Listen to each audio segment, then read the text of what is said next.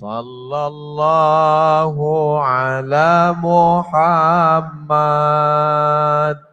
Sallallahu alaihi wasallam. Sallallahu ala Muhammad. Sallallahu alaihi wasallam.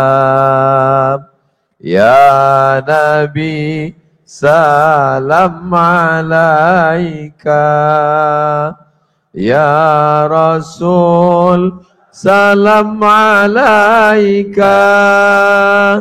Ya Habibi, salam alaika. Salawatullah alaika. Allahumma salli ala Sayyidina Muhammad. Assalamualaikum warahmatullahi wabarakatuh. Alhamdulillah, wassalatu wassalamu ala Rasulillah wa ala alihi wa sahbihi wa man tabi'ahu wa mawalah. Ashhadu an la ilaha illallah wahdahu la syarikalah wa ashhadu anna sayyidana Muhammadan abduhu wa rasuluh la nabiyya ba'dah. Allahumma salli ala sayyidina Muhammadin nabiyil ummi wa ala alihi wa sahbihi wa barik wa sallim. Yang amat berhormat Datuk Panglima Perang Menteri Besar Kelantan, Timbalan Menteri Besar, mantan Menteri Besar, sahibul fadilah guru kita semua, Al-Fadil Al-Ustaz Azhar Idrus, hadirin hadirat, muslimin muslimat, semua kita ini insyaallah dimuliakan Allah Subhanahu wa taala. Amin ya rabbal alamin. Untuk saudara-saudara kita yang sedang dalam keadaan kesulitan, kesusahan sebab banjir, mudah-mudahan ditolong, dilapangkan dan dimudahkan Allah segala urusannya. Untuk saudara-saudara kita yang sudah mendahului kita, mudah-mudahan diampunkan Allah segala silap dan salah dosa-dosanya. Amin ya rabbal alamin. Saya seorang guru mengaji di kampung, masuk hutan, keluar hutan, naik sampan, lalu kemudian yang pertama kali menggelari saya dengan sebutan Dai Nusantara adalah Kerajaan Kelantan. Maka bagi saya Kelantan memang spesial dalam kehidupan saya. Di saat tahun 2017 di beberapa tempat saya dihalau, tidak boleh masuk, dituduh sebagai orang yang memecah belah, difitnah. Maka saat itu sebagai seorang manusia yang biasa, hati saya terpukul, jiwa saya rasa terperosok dalam tempat yang jatuh. Di saat saya sedang susah hati, tahun 2018, nama saya diangkat. Penuh satu stadium, membangkitkan kepercayaan diri, membangkitkan semangat lagi. Yang membangkitkan itu adalah negeri Kelantan. Man ahsana ilaikum, siapa yang sudah berbuat baik kepada kamu, fakafi'uhu, balaslah. Fa illam tajidu, kalau kamu tak sanggup membalas, fad'u lahu, maka doakanlah. Siapalah Abdul Somad? Dia bukan sesiapa, dia bukan apa-apa, dia tiada kuasa, dia tiada jabatan, hanya sanggup menyampaikan doa yang diajarkan Rasulullah sallallahu alaihi wasallam. Jazakumullahu khairal jaza. Mudah-mudahan Allah membalas kebaikan negeri Kelantan, tetap dijaga, dipelihara Allah menjadi negeri baldatun thayyibatun wa rabbun ghafur. Pemimpinnya adil dan amanah, panjang umur dan berkah, dibukakan segala pintu keberkahan insyaallah. Amin ya rabbal alamin.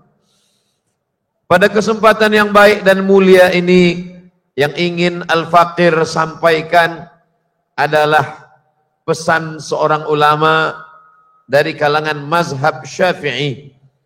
Beliau meninggal tahun 505 Imam Al-Ghazali. Beliau 100 tahun selepas itu. Tahun 606.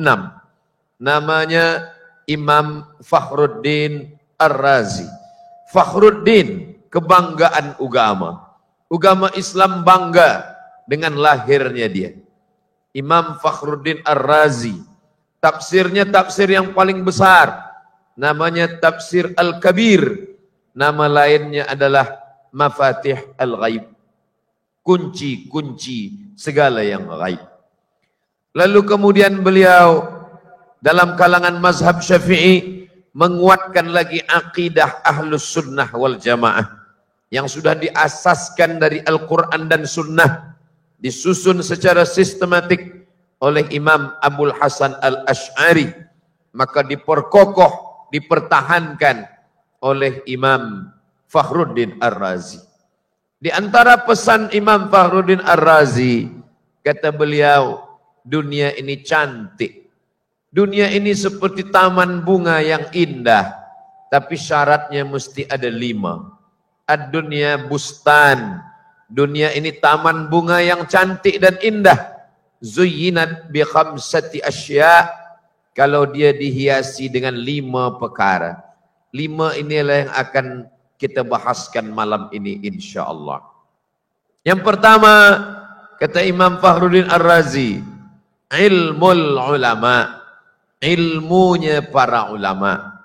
Selama ilmu ulama diamalkan, maka insyaallah dunia ini akan indah dan cantik. Ada orang memuliakan ilmu ulama hanya setakat khutbah Jumat saja.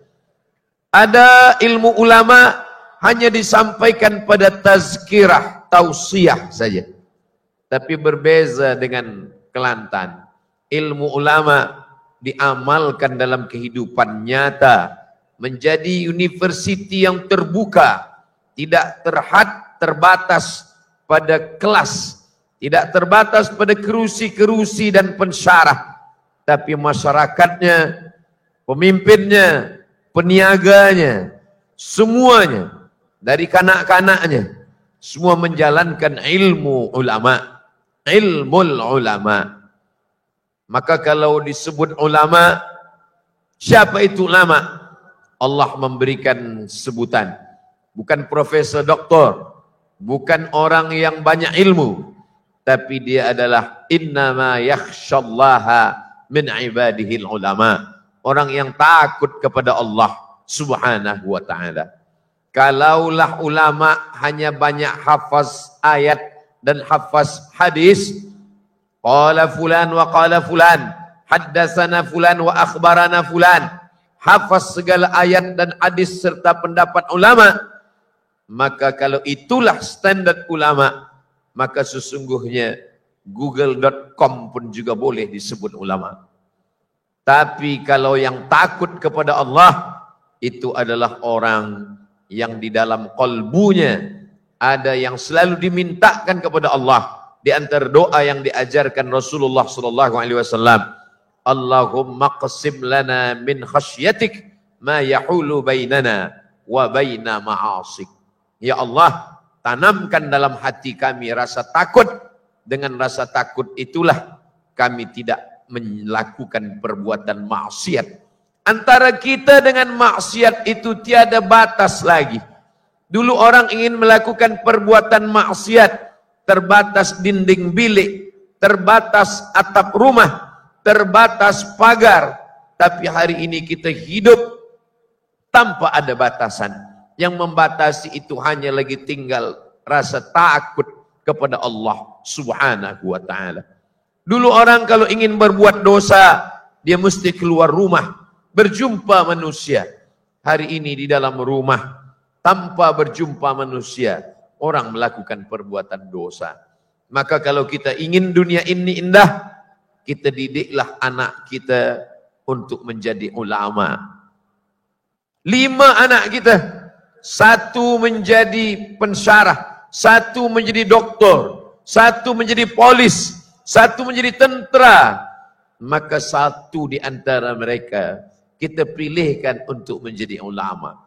Banyak orang takut, kalau anak saya menjadi polis, masa depannya akan cemerlang. Kalau anak saya menjadi peguam, dia akan hidup senang. Kalau anak saya menjadi doktor, maka dia akan punya banyak duit. Kalau anak saya jadi ulama, nanti dia makan apa?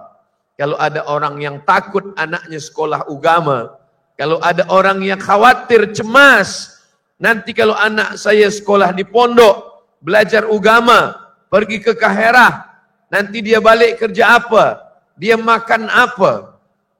Kalau ada orang yang bercakap begini, kita perlu bawa dia ke hospital untuk kita cek. Mungkin otak dengan perut dia dekat. Allah sengaja letakkan kepala di atas, perut di bawah, supaya kita tidak terlampau memikirkan perut. Perut yang dekat dengan kepala itu hanya udang. Maka di kampung saya kalau ada orang hanya memikirkan makan, dia cakap, awak ni otak udang.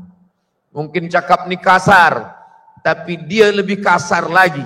Karena dia meragukan kekuasaan Allah untuk memberi makan. Wa ma min dabbatin fil ardi illa 'ala Allah rizquha. Semua yang melata di atas muka bumi ini, maka garantinya Allah yang akan menjamin. Apa yang kita takutkan? Kata datuk saya dulu, cucuku lebih 40 orang. Tapi yang satu ini, aku ingin dia sekolah agama. Aku tak ingin dia jadi apapun. Aku ingin dia sekolah agama. Kalau umurku panjang, aku masih hidup, maka aku yang akan menyekolahkan dia. Tapi bila aku mati, maka itu ada kebun kelapa. Ada beberapa batang pokok kelapa, maka ambillah hasilnya untuk sekolah dia. Cucunya itu bernama Abdul Somad.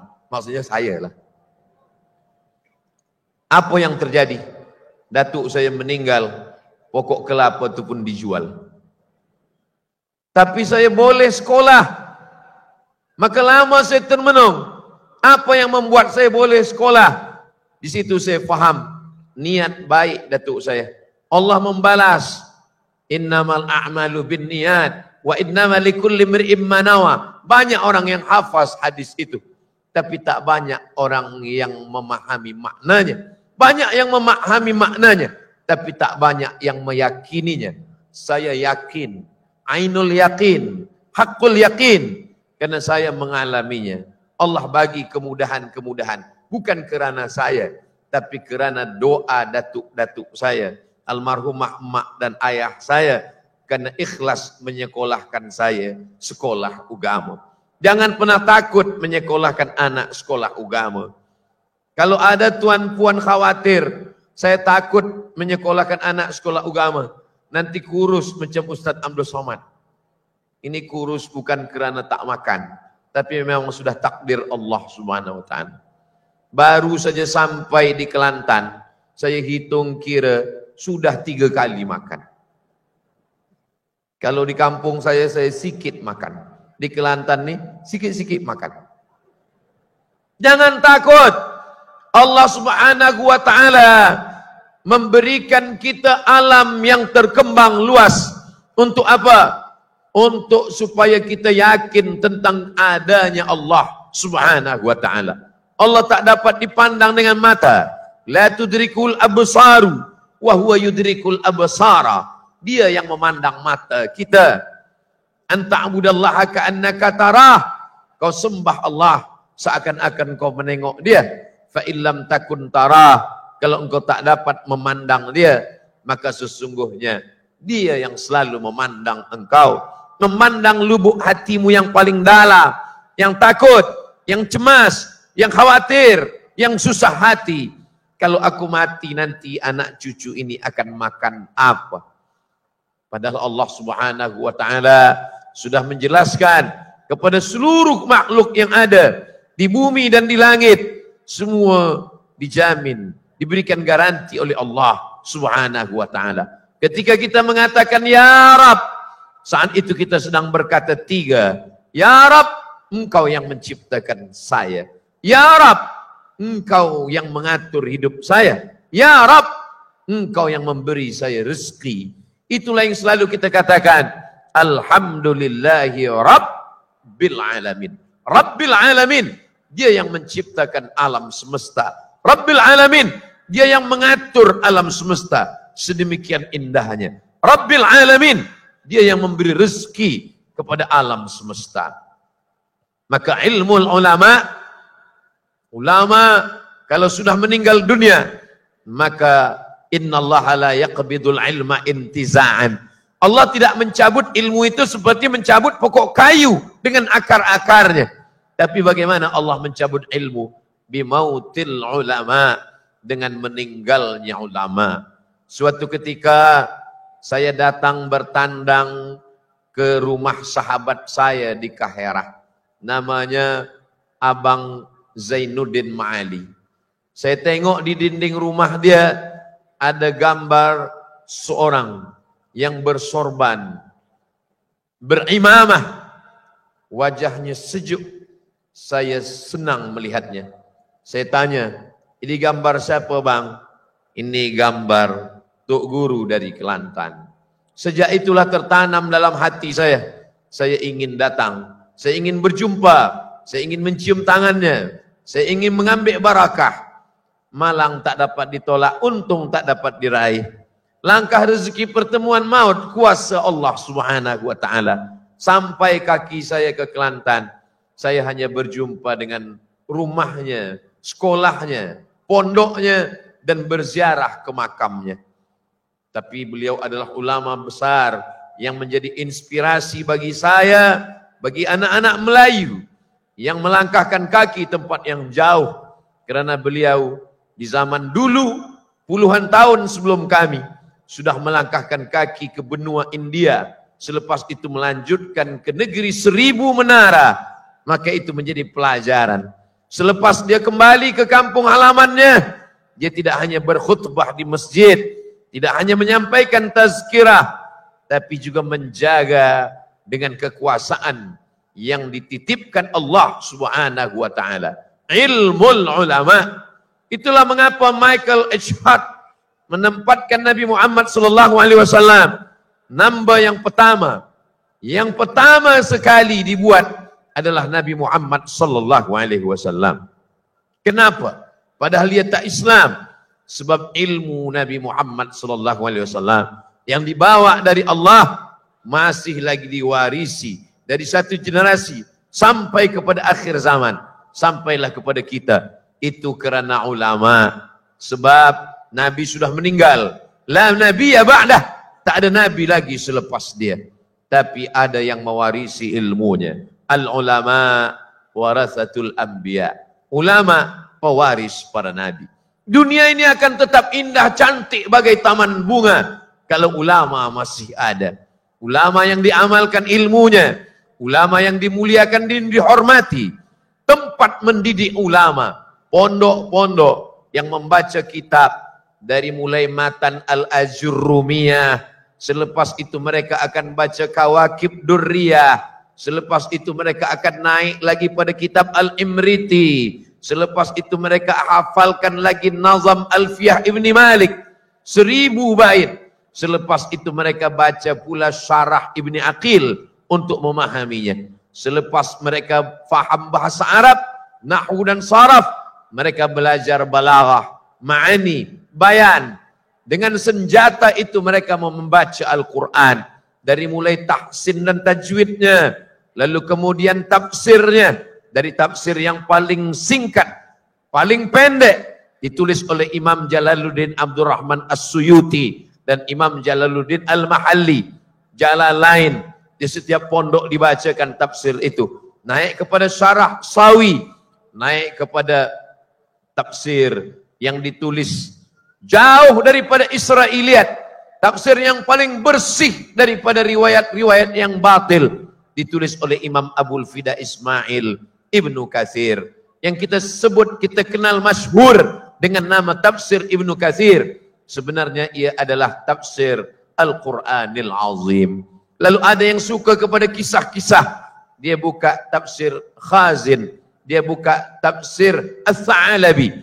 Ada yang suka kepada hukum hakam fiqh, maka dia buka tafsir Al-Qurtubi, tafsir Kia Al-Harasi.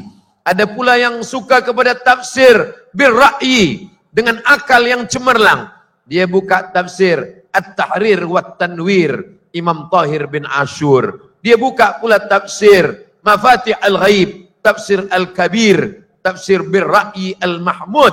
Memang dia birra'yi, dengan akal fikiran, tapi akal yang mendapatkan pencerahan, cahaya daripada Allah Subhanahu wa ta'ala.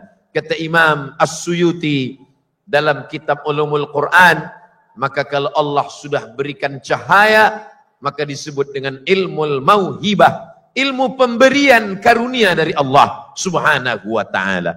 Wattaqullah, takutlah kepada Allah. Wa yu'allimukumullah, Allah yang akan mengajarkan ilmu kepada kamu. 15 syarat menafsirkan Al-Quran, tapi salah satunya kata Imam As-Suyuti adalah ilmul mauhibah, ilmu pemberian, bukan dicari, bukan diusahakan, tapi diberikan Allah. Kerana apa? Karena makanan yang halal, karena doa ibu bapa yang selalu bermunajat kepada Allah di tengah malam, Rabbi habli minas salihin. Maka jangan bagi anak kita makan haram supaya dia mendapatkan ilmu ulama. Serahkan anak kita kepada tok guru, kepada para habaib, kepada para ulama. Maka bila kita baca macam mana guru kita Sahibul Fadilah Ustaz Azhar Idrus boleh hari ini mengumpulkan banyak manusia, didengar orang banyak, itu adalah barokah daripada pondok, barokah daripada alim ulama. Membaca kitab ini, khatam kepada Tuan Syekh Fulan, baca kitab, mengkhatamkan kitab. Tradisi ini sekarang sudah mulai berkurang. Orang hanya belajar di universiti 16 berjumpa 16 kali, selepas itu exam, selepas itu selesai. Saya tidak mengatakan belajar di universiti itu tidak berkualiti. Berkualiti, baik, tak salah. BA, Master, PhD. Tapi jangan lupa, itu hanyalah kertas. Itu hanyalah syahadah. Ada yang lebih mulia daripada itu, yaitu ilmu pengetahuan. Ilmu kita dapatkan bitalaqi, duduk bersama guru. Idza qara'a 'alaika faqul haddatsana wa idza qara'ta 'alaihi faqul akhbarana. Kata Imam Syafi'i, kalau gurumu membacakan hadis kepadamu, maka saat meriwayatkan katakanlah haddatsana. Dan ketika engkau membaca kitab, gurumu mendengarkan dan dia bersetuju dengan isinya, maka katakanlah akhbarana. Itu hanya didapatkan kalau kita belajar kepada guru, duduk kepada guru, mendengarkan cakap guru, menengok bagaimana dia tasyahud, bagaimana dia mengangkat takbiratul ihram, bagaimana dia berwudu. Itulah metode yang diajarkan oleh Rasulullah sallallahu alaihi wasallam. Yang pertama, ilmul ulama. Yang kedua, adlul umara. Kalau anak-anak ini kita didik dengan ilmu ulama, maka ke depan dia akan menjadi umara. Dia akan menjadi pemimpin yang mengikut ilmunya ulama. Dia akan menjadi pemimpin yang takut kepada Allah kerana dia dibekali oleh ulama. Siapa yang membebaskan Palestin? Yang membebaskan Palestin adalah Salahuddin Al-Ayyubi. Dari mana Salahuddin Al-Ayyubi mendapatkan ilmu? Orang lupa. Banyak orang mengejek, mengolok Imam Al-Ghazali. Ghazali hanya bercerita tentang qalbu, hanya bercerita tentang tasawuf. Dia tidak pergi berjihad.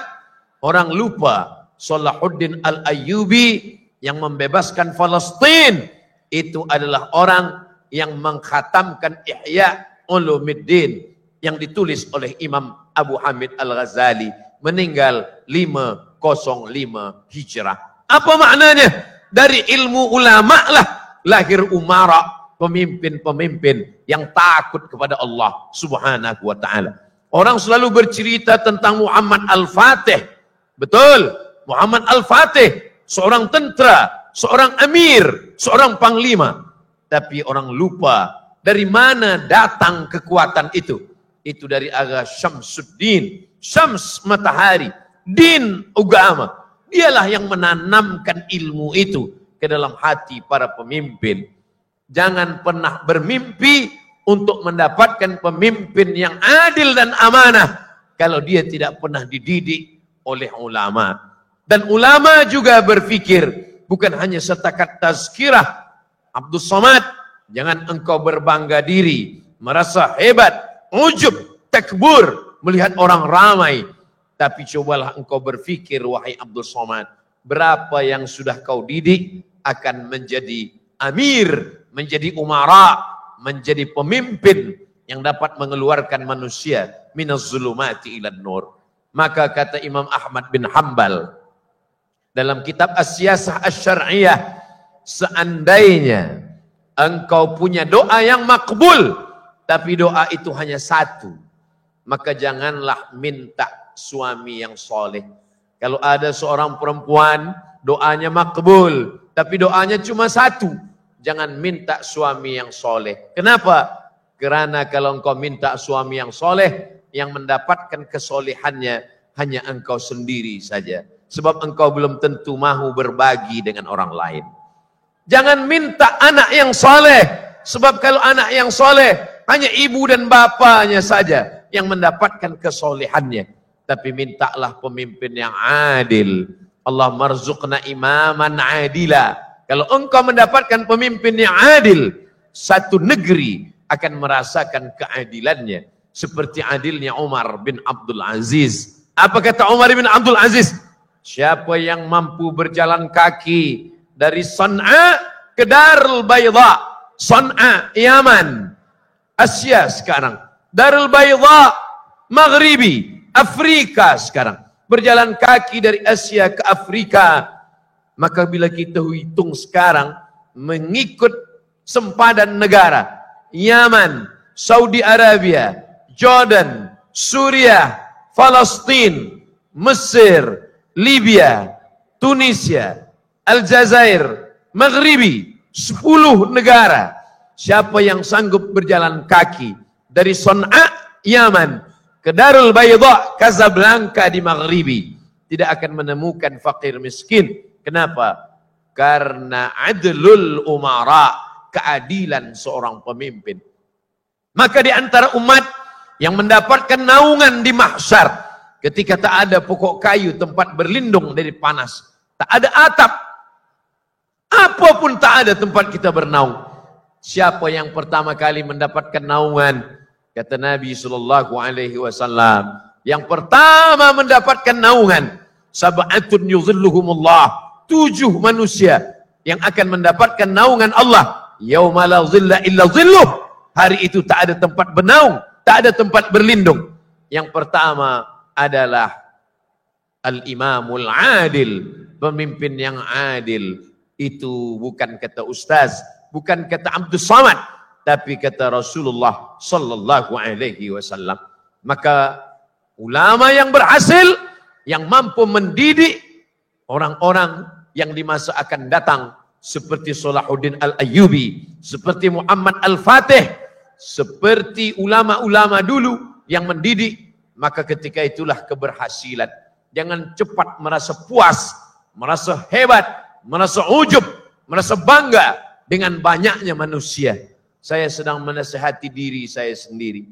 Sebab hari ini menengok orang ramai, menengok umat Nabi Muhammad SAW, lalu kemudian gambar malam ini akan diposting, masuk ke dalam Instagram Ustaz Abdul Somad. Yang belum follow, coba follow. Esok hari orang akan bagi komen, Masya Allah Ustaz Abdul Somad. Lalu Ustaz Abdul Somad pun menonton YouTube, hidungnya pun mengembang kerana ujub. Tanya dalam hatimu, hai Abdul Somad, berapa orang yang akan menjadi pemimpin yang adil selepas engkau mati menghadap Allah Subhanahu wa ta'ala. Ini dua yang saling mengkait, tidak boleh terlepas antara keduanya. Ilmul ulama wa adlul umara. Kenapa ulama menjadi adil? Karena takut kepada ulama. Kenapa umara menjadi amanah? Karena takut kepada ulama. Kenapa ulama ilmunya diamalkan? Karena ada orang yang takut kepada Allah Subhanahu wa ta'ala. Dan rasa takutnya itu ingin menyelamatkan orang banyak. Idza kuntum salasan fi safarin. Kalau kamu ada 3 orang melakukan safar perjalanan, falyu'ammiru ahadahum, maka angkatlah 1 orang menjadi pemimpin. Kami safar, musafir dari Riau ke Kuala Lumpur. Dari Kuala Lumpur ke Kota Baru, dari Kelantan diteruskan lagi ke Terengganu, dari Terengganu akan terus lagi ke Pahang, dari Pahang kembali ke Kuala Lumpur, lalu kemudian ke Selangor. Mesti ada amir, mesti ada pemimpin. Kalau 3 orang musafir mesti mengangkat pemimpin seorang, lalu bagaimana kita di tengah perahu bahtera yang besar? Mesti ada 1 nakhoda yang akan menetapkan kemana arah kapal, macam mana arah angin, kemana kita akan dibawa. Maka itulah pentingnya dalam Islam. Untuk apa ayat ati'ullah wa ati'ur rasul wa ulil amri, kalau ulil amrinya tidak ada? Siapa itu ulil amri? Baca ayat sebelumnya. Innallaha ya'murukum an tu'addul amanat.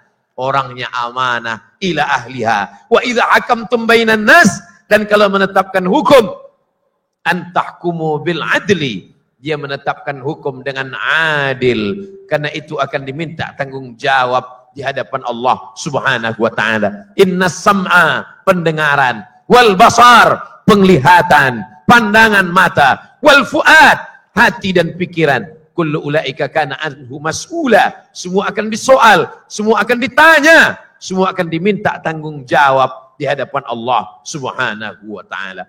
Ibu yang punya anak yang sedang mengandung, mohon maaf, maka doakanlah dia 1 di antara 2. Ilmul ulama, dia menjadi ulama. Adlul umara, dia menjadi pemimpin yang adil. Syukur kalau 2-2 ada dalam dirinya. Dia adalah ulama yang berilmu, dan dia juga adalah orang memimpin dengan adil dan amanah. Yang ketiga ini kata Imam Fakhruddin Ar-Razi adalah ibadatul ubbad, ibadahnya para ahli ibadah.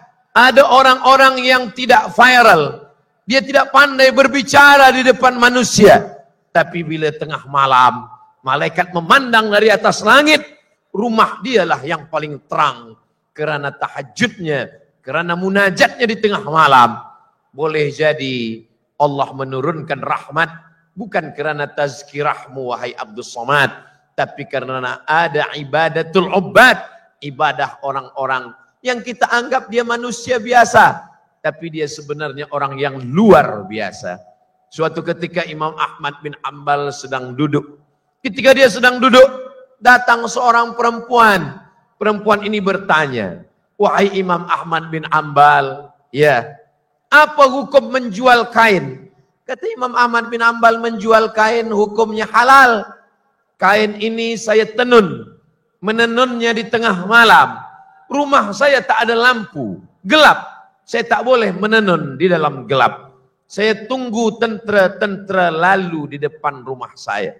Bila tentera lalu menggunakan lampu, maka saya pakai cahaya lampu itu untuk menenun kain. Saya pun berhenti bila gelap tiba. Bila lalu lagi tentera terang, saya pun menenun kain saya. Kain ini jadi kain karena saya pakai cahaya lampu tentera yang lalu. Apa hukum menjual kain ini? Wahai Imam Ahmad bin Hanbal. Menetes air mata Imam Ahmad bin Hanbal. Masih ada orang yang amanah, orang yang takut makan dari menggunakan cahaya lampu tentera yang lalu lalang di hadapan rumahnya. Imam Ahmad bin Hanbal bertanya, siapa kamu? Perempuan itu menjawab, saya adalah adik perempuan dari Bishri Al-Hafi. Bishri Al-Hafi adalah seorang laki-laki, wali Allah. Hafi maknanya berjalan di atas muka bumi, tiada menggunakan alas kaki. Kerana dia malu kepada Allah menggunakan alas kaki di atas tanah yang mulia.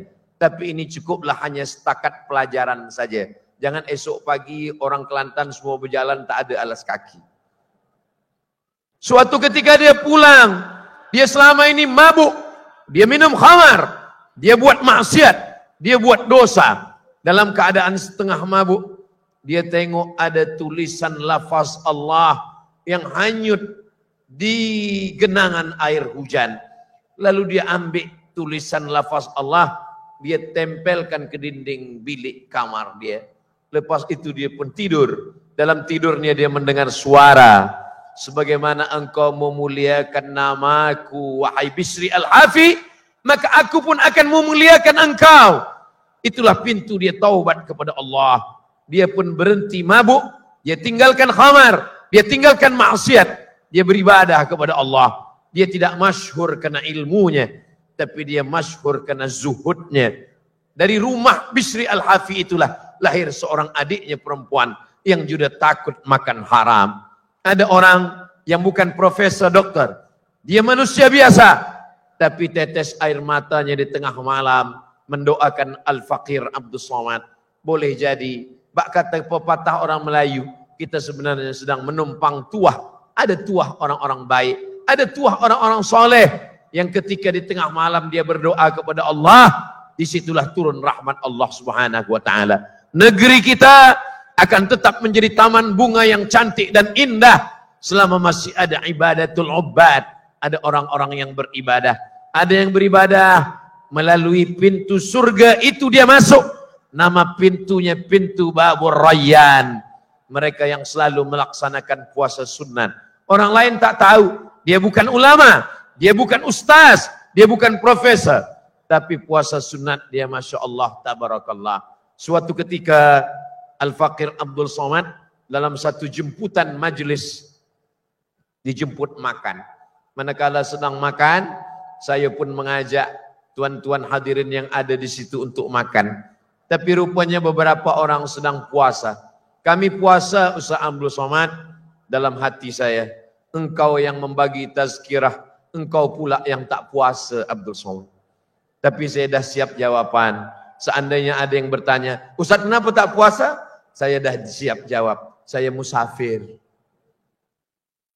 Abdul Somad yang mengatakan, puasa Isnin, puasa Khamis, Allah suka ketika amal kita diangkat hari Khamis. Saat itu malaikat berkata, ya Allah, orang ini amal jadi angkat hari Khamis. Wa ana shaim, kata Nabi.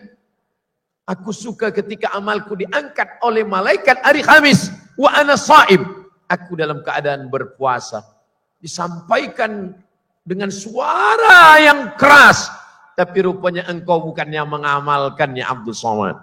Bersedekah. Ada orang yang masuk dari pintu surga melalui pintu babus sedekah. Oh, ini orang kaya. Dia masuk surga dari babus sedekah. Ini adalah orang yang berilmu. Dia masuk surga dari pintu mengajarkan ilmu. Tapi rupanya ada satu lagi. Dia mungkin tidak beramal dengan sedekah. Dia tidak mampu mengkhatamkan Quran karena dia bukan al-hafiz. Tapi rupanya dia adalah orang yang masuk dari pintu surga lalu ibadah. Nama ibadahnya Babul Kazimin Al-Ghaiz. Sabar, menahan marah. Mampu dia menahan emosi. Dia bukan orang yang mudah untuk marah, tapi dia adalah orang yang mudah memaafkan orang lain. Islam tidak menghilangkan marah. Islam meletakkan marah pada tempatnya. Jadi kalau ada orang tidak pernah marah sama sekali, apapun perbuatan maksiat, dia sabar. Ada orang minum khamar, kita jangan marah, kita sabar. Ada buat dosa, kita tak boleh marah. Itu sebenarnya bukan sabar, itu bodoh. Sebab Islam tidak menghilangkan marah. Islam menempatkan marah pada tempatnya. Memang betul, Nabi orang paling sabar. Ketika diolok Yahudi dia tidak marah. Tapi coba tengok dalam banyak hadis, Nabi pernah matanya merah sampai bersuara menggelegar. Apa kata Nabi membacakan ayat? Wa kanal insanu aktsara syai'in jadala. Memang manusia ini banyak berjidal, banyak berdebat. Ketika Nabi mendengar ada dua sahabat yang bertikai berikhtilaf tentang makna ayat-ayat Al-Quran, Nabi juga marah. Manakala selesai sembahyang, dia tanya, asyahidun fulan, asyahidun fulan, asyahidun fulan. Mana si fulan? Mana si fulan? Mana si fulan? Kenapa tidak datang sholat berjamaah? Nabi marah ketika orang meninggalkan masjid. Ini menunjukkan bahwa Nabi pun marah. Marah kepada Abu Lahab, marah kepada Abu Jahal, marah kepada Abu Sufyan. Tapi selepas Abu Sufyan bersyahadat, asyhadu an la ilaha illallah wa asyhadu anna Muhammadar Rasulullah, bukan marah dengan orangnya, marah pada perbuatannya, bukan marah dengan wajahnya, tapi marah dengan perilakunya. Selepas Abu Sufyan masuk Islam, apa kata Nabi? Man dakhala baita Abu Sufyan, man dakhala baita Abi Sufyan fahuwa amin. Siapa yang masuk ke rumah Abu Sufyan, maka dia aman, dia damai, dia selamat. Tiada darah yang boleh diteteskan, tiada rambut yang boleh diganggu, karena dia adalah orang yang sudah berubah dirinya. Apa kata Hindun? Aku tidak akan masuk Islam. Benci, dendam, kesumat. Hindunlah yang mengupah Wahsy untuk memotong telinga Hamzah, menggunting hidung Hamzah, mengambil jantung Hamzah, sebab Hindun dendam kesumat. Rupanya sampai masanya Nabi datang ke kota Makkah Al-Mukarramah. Hindun datang menjumpai Nabi. Ketika itu Nabi sedang duduk di Bukit Sofa. Dan dia bertanya, Inna Aba Sufyan rajulun sahih. Suami saya, kata Hindun, Abu Sufyan seseorang yang bakhil, seseorang yang pelit. Akhirnya rupanya Hindun masuk Islam. Semua orang berkata, Hindun, kenapa engkau masuk Islam? Dulu engkau bersumpah tidak akan mahu masuk Islam. Apa kata Hindun? Aku tidak masuk Islam, tapi engkau sekarang Islam. Aku tidak masuk Islam. Islam itu yang masuk ke dalam hatiku. Dan Allah memaafkan segala dosa Hindun. Dan Rasulullah pun menerima Hindun. Rasulullah SAW menerima orang yang menyakiti, mengupah Wahsy, hamba sahaya, untuk membunuh pamannya, Hamzah bin Abdul Muttalib. Begitulah ibadatul ubbad, ibadah. Ada yang beribadah dengan sedekah, ada yang ibadah dengan salat sunat, ada yang beribadah dengan khatam Quran. Kerana doa mereka lah Kelantan masih lagi indah seperti taman-taman bunga. Maka kalau kita belum mampu berada di dalam golongan mereka, jangan olok-olok mereka, jangan ejek mereka.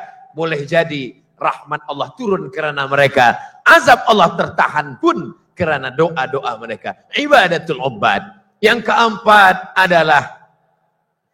keempat ini terkait dengan tujar. Amanatut tujar, amanahnya para peniaga. Peniaga-peniaga, mereka mesti amanah. Ada satu surah terkait dengan peniaga yang berkecimpung dengan takaran, timbangan, sukatan. Wailul lil mutaffifin. Celaka orang yang curang ketika dia menimbang, menyukat di pasar, di kedai. Apa kata dia? Idza talu 'alan nasi yastawfun.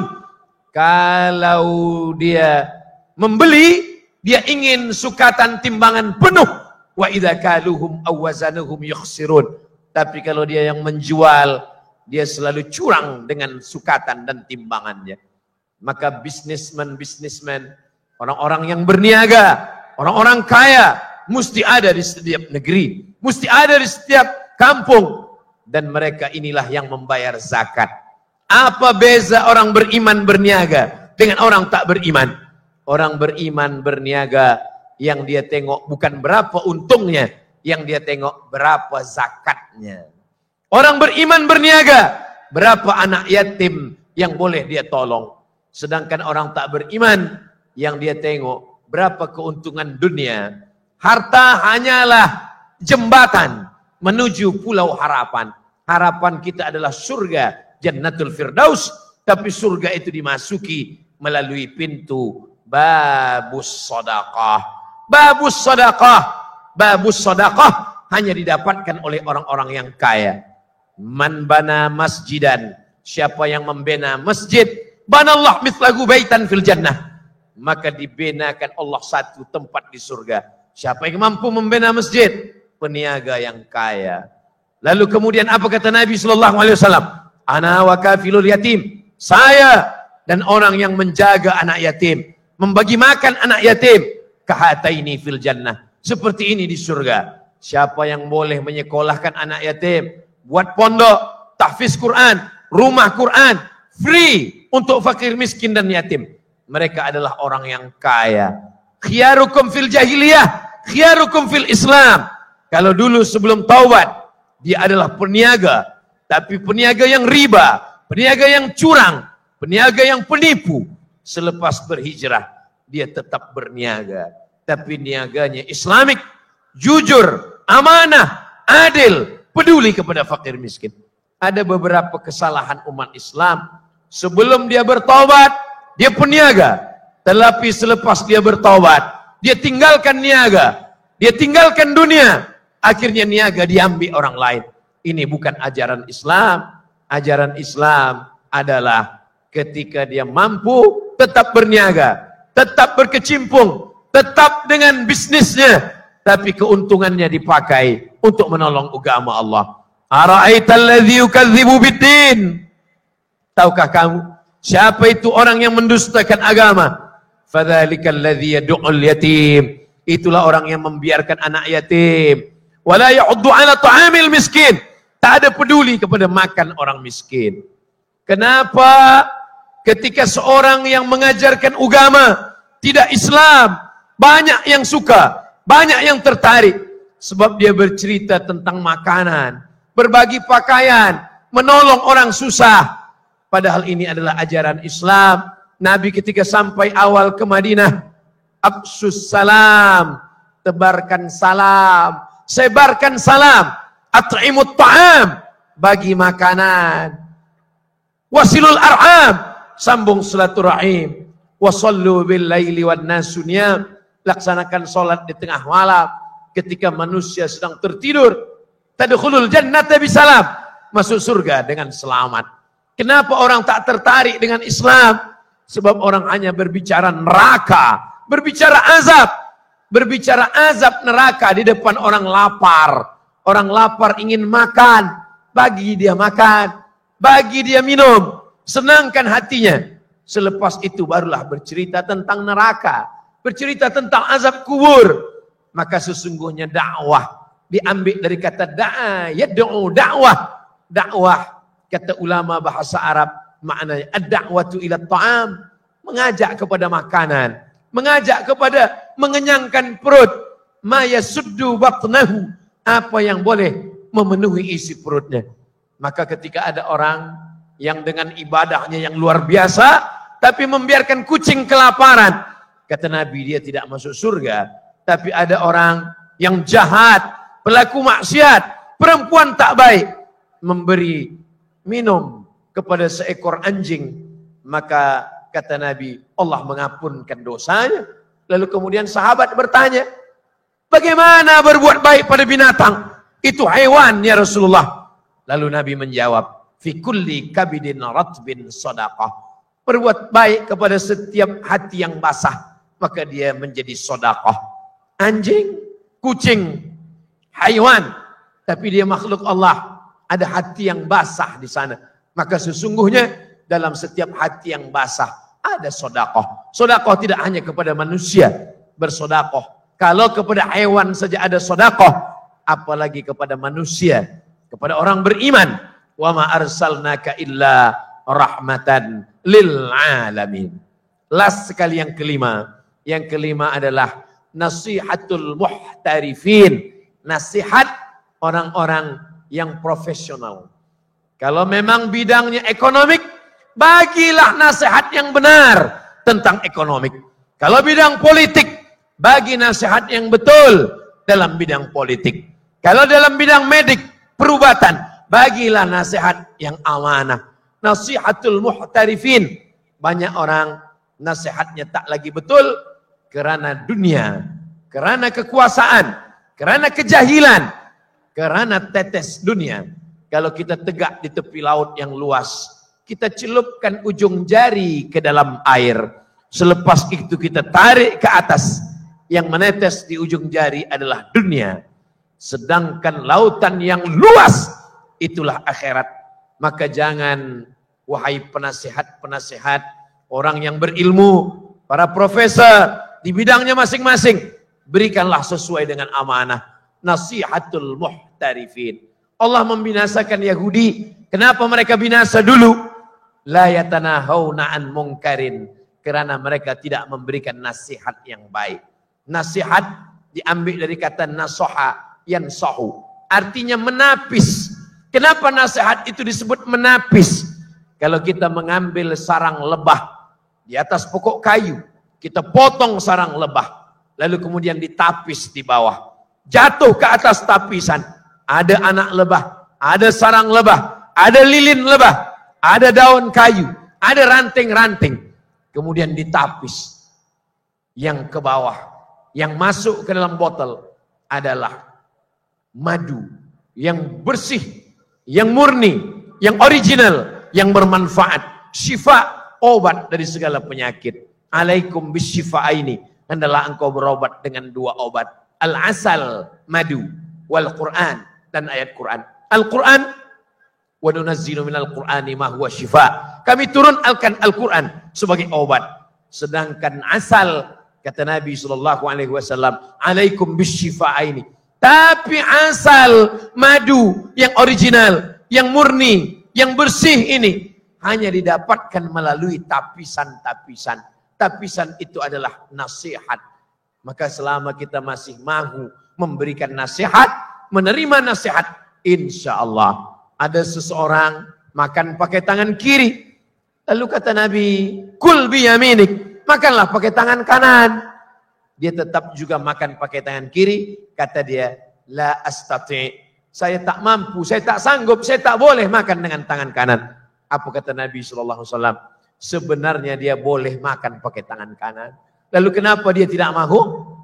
Yang mencegahnya hanyalah kesombongan, keangkuhan, merasa diri lebih mulia, lebih hebat, lebih tua, lebih banyak harta, lebih. Ini adalah perbuatan syaitan. Walaupun budak kecil, anak yang sebaya dengan anak kita, tapi bila dia membagikan tapisan-tapisan yang baik, kita terima. Kalau kita terima, maka kita akan mendapatkan madu yang manis-manis. Nasihatul muhtarifin. Yang 5 ini, kalau ada, maka dunia ini seperti taman yang indah. Tapi kata Imam Fakhruddin Ar-Razi, jangan lupa, yang 5 ini, 5 juga yang merosakkannya. Na'udzubillah. Yang pertama, ilmu ulama itu dirosakkan oleh datang iblis. Iblis membawa hasad. Farakazahu fi jambihi. Lalu dirosak ulama ini dengan hasad. Maka muncullah ungkapan al-tahasud bainal ulama isyadid. Hasad di antara orang berilmu itu luar biasa. Orang berilmu hasad. Kalau nak belajar, belajar kepada saya. Jangan belajar kepada dia. Dia tak ada ilmu. Dia hanya kulit-kulit kitab saja. Dia hanya syariat saja. Yang batin, yang hakikat, yang makrifat, yang wusul. Hanya ini. Jadi kalau ada orang begini, sesungguhnya dia sudah dirosak. Dia tidak lagi menjadi ulama yang adil, yang takut kepada Allah. Sudah menjadi ulama yang yang jauh daripada sunnah Rasulullah Sallallahu Alaihi Wasallam. Saya sebagai murid Ustaz Azhar Idrus sebagai ulama, 5 tahun yang lampau beliau datang, bukan naik pesawat terbang, naik kereta, menyeberang laut sampai ke Dumai. Dari Dumai naik kereta sampai ke Pekanbaru. Di Pekanbaru beliau datang ke rumah saya, berjumpa dengan almarhumah mak saya. Masa itu masih hidup lagi. Tahun 2017-2018. 2019 almarhumah mak saya meninggal. Jadi kami bukanlah orang yang bersaing karena hasad. Bersama kami hari ini di Kelantan, hendaknya bersama jugalah kita nanti di surga Jannatul Firdaus. Ada orang-orang yang dicari oleh Allah. Apa kata Allah? Ainal muta'abbuna bi jalali. Mana orang yang berkasih sayang karena aku?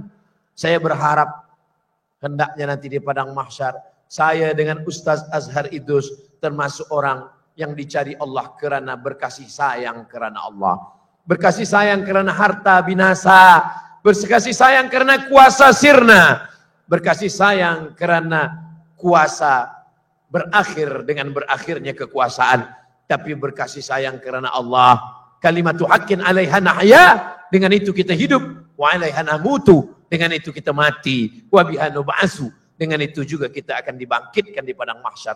Maka wahai para ulama, Allahu Akbar. Wahai para ulama, bagaimana menghilangkan hasad, dengki, busuk hati, merasa lebih tinggi, merasa lebih berilmu. Duduklah selalu dalam muzakarah. Duduklah selalu dalam majlis salawat. Duduk selalu dalam majlis zikir. Rendahkan hati. Hai Abdul Somad, bila kau nampak budak kecil, maka ingatlah. Budak kecil itu belum ada dosa, sedang engkau banyak dosa. Hai Abdul Somad, bila kau nampak orang tua, maka ingatlah. Orang tua itu amalnya sudah banyak. Engkau belum tentu sampai kepada mereka. Hai Abdul Somad, bila kau nampak orang kafir sekalipun, ingatlah. Bila orang kafir itu dapat hidayah masuk Islam, dia bersih, tak ada dosa. Sedangkan engkau banyak dosa.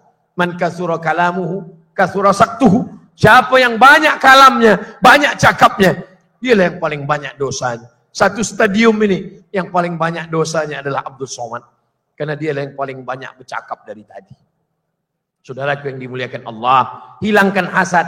Doakan Ustaz Abdul Somad supaya bersih hatinya daripada hasad kepada para ulama. Karena setan, iblis membawakan hasad untuk merosakkan. Yang pertama, dirosak dengan hasad. Bagaimana dengan umara? Adlul umara dirosak dengan jaur, jahat. Kejahatan masuk ke dalam hati untuk berbuat curang. Maka ulama datang menasihati. Wa tawassaw bil haq, wa tawassaw bis sabr. Orang yang diam, maka diam itu adalah, apa kata Imam Abu Ali Ad-Daqqaq? Pendapat ini diambil oleh Imam An-Nawawi, meninggal tahun 676. As-sakitu anil haq, syaitan akhras. Orang yang diam, melihat kebatilan, maka dia adalah setan yang bisu. Bersyukurlah kalau masih ada ulama yang mahu memberikan nasihat. Wa tawassaw bil haq, wa tawassaw bis sabr. Sedangkan yang ketiga, bagaimana setan datang merosakkan bunga yang ketiga, yaitu ibadatul ubad. Dirosak dengan ria, dirosak dengan ria, dirosak dengan sum'ah. Apa beza ria dengan sum'ah? Ria menampakkan amal, sum'ah memperdengarkan amal, menceritakan amal. Maka sesungguhnya ibadatul ubad pun boleh juga rosak disebabkan oleh ria. Tapi jangan sebab takut ria lalu tidak beramal. Apa kata Imam Fudail bin Iyad? Tarkul amal li ajlin nas ria. Tak jadi beramal karena takut dipuji orang. Ria. Wal amal li ajlihim syirk. Beramal karena ingin dipuji orang menjadi syirik. Wahai para pemuda, wahai para belia, jangan sebab tazkirah malam ini, esok subuh pemuda tak lagi ke masjid. Bila ditanya kenapa awak tak ke masjid? Saya takut riya. Itu sesungguhnya bukan takut riya. Sesungguhnya setan sudah merosakkan. Maka tetaplah ke masjid. Bismillahi tawakkaltu ala Allah. La hawla wa la quwata illa billah. Salat ke masjid. Yang ingin bersedekah, jangan karena takut riya, tak jadi bersedekah. Teruslah bersedekah. Bersihkan hati dengan istighfar. Bersihkan hati dengan takbir. Bersihkan hati dengan tasbih. Bersihkan hati dengan tahmid.